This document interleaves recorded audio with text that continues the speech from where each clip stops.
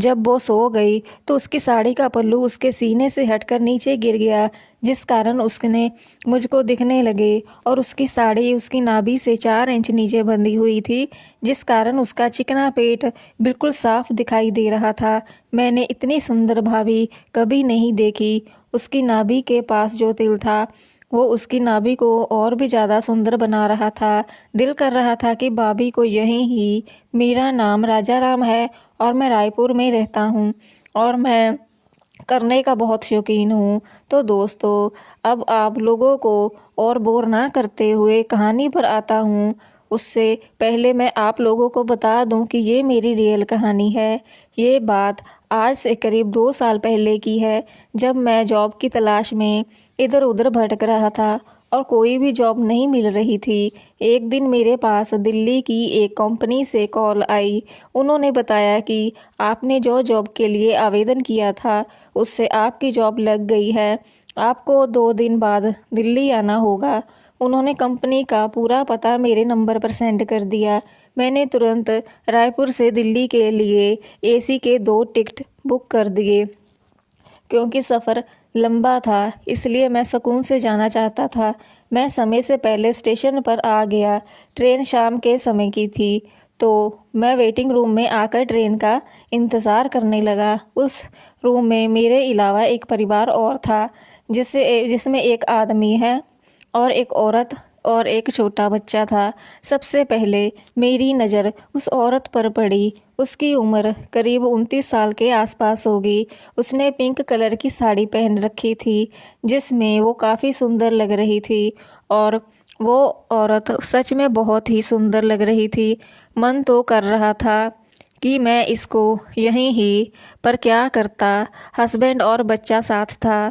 वो ठीक मेरे सामने बैठी थी और कोई बुक पढ़ रही थी, जिस कारण उसकी साड़ी का पल्लू बार बार उसके सीने से नीचे गिर रहा था और ब्लाउज़ का गला बड़ा होने के कारण मुझको उसके शब्द दिखाई दे रहे थे, जिनको देखकर मेरा मन करने को होता था।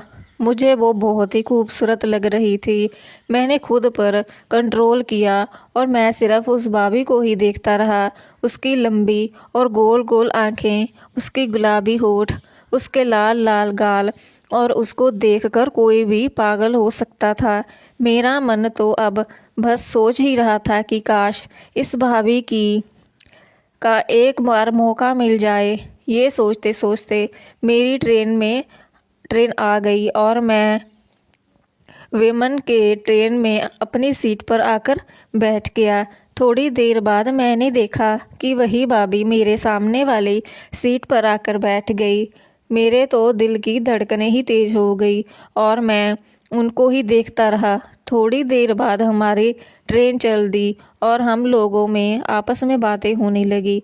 तो भाभी के हस्बैंड ने बताया कि संध्या के पापा की तबीयत खराब है, हम लोग उन्हें ही देखने जा रहे हैं। तब मुझको पता चला कि उस भाभी का नाम संध्या है। धीरे धीरे हम लोग आपस में काफ़ी घुल मिल गए। ऐसे ही बातों बातों में वो मेरे दूर के रिश्तेदार निकले और रिश्ते में मेरी भाभी निकली।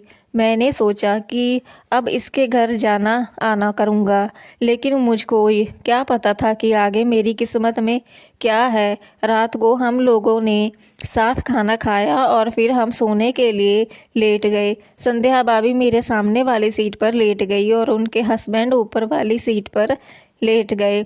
हमने अपने बर्थ के गेट बंद कर लिए। जब संध्या भाभी के मेरे सामने लेटी तो मैं तो उसको ही देखता जा रहा था। जब वो सो गई तब उसकी साड़ी का पल्लू उसके सीने से हटकर नीचे गिर गया, जिस कारण उसके मुझको सब दिखाई दे रहे थे और उसकी साड़ी उसकी नाभि से 4 इंच नीचे बंधी हुई थी, जिस कारण उसका चिकना पेट बिल्कुल साफ दिखाई दे रहा था। मैंने इतनी सुंदर भाभी कभी नहीं देखी थी और उसकी नाभि के पास जो तिल था वो उसकी नाभि को ज़्यादा सुंदर बना रहा था। दिल कर रहा था कि भाभी को यहीं ही। ये सब मैं सोच ही रहा था कि थोड़ी देर बाद संध्या के हस्बैंड का फ़ोन आया। उसने फ़ोन उठाया और बोला कि बस 1 घंटे में आ जाऊंगा। इसी बीच संध्या की भी नींद खुल गई और वो पूछने लगी कि क्या हुआ। तो उन्होंने बताया कि मेरे ऑफिस से फ़ोन आया था, कुछ ज़रूरी काम आ गया है, मुझको ऑफिस जाना होगा।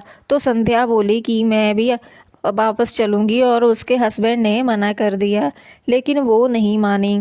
काफ़ी देर बाद वो मान गई और उसका हस्बैंड मुझसे बोले कि संध्या का ख्याल रखना। मैंने कहा ठीक है और अगले स्टेशन पर उसका हस्बैंड ट्रेन से उतर गया।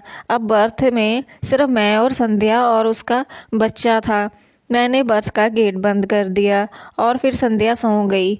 मैंने सोचा कि मौका अच्छा है और मेरे अंदर का शैतान जाग गया और मैं अपनी सीट से संध्या उठा और संध्या गहरी नींद में सो रही थी। मैं उसके पैरों के पास आकर बैठ गया और धीरे धीरे मेरे छूने का एहसास पाकर और संध्या नींद में ही आहें भरने लगी कि अचानक उसकी आंख खुल गई और ये सब देखकर वो चौंक गई और वो बोली कि क्या कर रहे हो, तुमको शर्म नहीं आती? मैंने कहा संध्या बस एक बार मेरे साथ, जब से तुमको देखा है मैं पागल हो गया हूँ। फिर संध्या को पकड़ा और उसको सीधा करके लिटा दिया। मैंने उसको काफ़ी समझाया तो उसने जो बोला वो सुनकर मैं दंग रह गया। वो बोली कि तुमने मुझको किया है इसलिए नहीं रो रही हूँ, मैं इस तरह से हो इसलिए रो रही हूँ। मैंने कहा क्या मतलब? वो बोली कि मेरे हस्बैंड मेरे साथ सप्ताह में सिर्फ एक बार ही करते हैं और जब उनका हो जाता है तब वो हट जाते हैं और मैं भूखी रह जाती हूँ।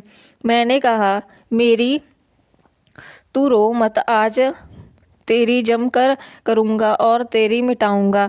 इतना कहकर मैंने उसको अपनी बाहों में, ये सब करते करते हम दिल्ली आ गए। तब संध्या बोली कि तुम वापस कब आओगे? मैंने कहा 2 दिन बाद। तो संध्या बोली कि तुम्हारे साथ वापस चलूँगी और मज़ा लूँगी। मैंने कहा ठीक। उसने मेरे सामने अपने हस्बैंड को फ़ोन किया और आने को मना कर दिया। बोली कि मैं राजा राम के साथ वापस आ जाऊंगी। मैंने दिल्ली के होटल में संध्या के साथ ऐसा बहुत बार हुआ जब भी हमारा दिल करता। ये कहानी काल्पनिक है, इसका वास्तव जीवन से कोई भी संबंध नहीं है। अगर ये कहानी किसी के साथ भी मेल खाती है तो मात्र एक संयोग कहा जाएगा। ये कहानी आपको कैसी लगी कमेंट्स में ज़रूर बताएं। चैनल पर नए हैं तो चैनल को सब्सक्राइब ज़रूर करें ताकि आने वाली वीडियोस का नोटिफिकेशन आपको सबसे पहले मिल सके। Thank you for watching.